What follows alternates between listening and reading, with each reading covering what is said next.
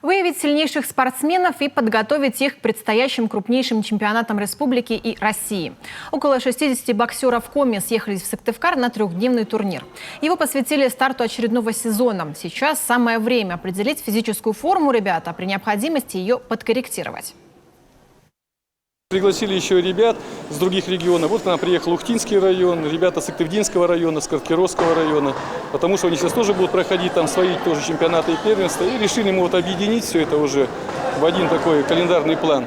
И чтобы составить уже сборную потом на выезд на чемпионат и первенство Республики Коми. На таких турнирах мы выявляем сильнейших ребят, которые дальше уже ездят по России, по республике.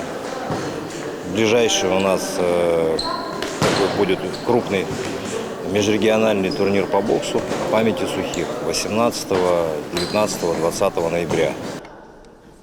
Между собой спортсмены такие турниры называют уютными. Домашняя обстановка, все друг друга знают. Но без здоровой конкуренции, конечно, никуда. Впереди серьезные чемпионаты республиканского и федерального уровней.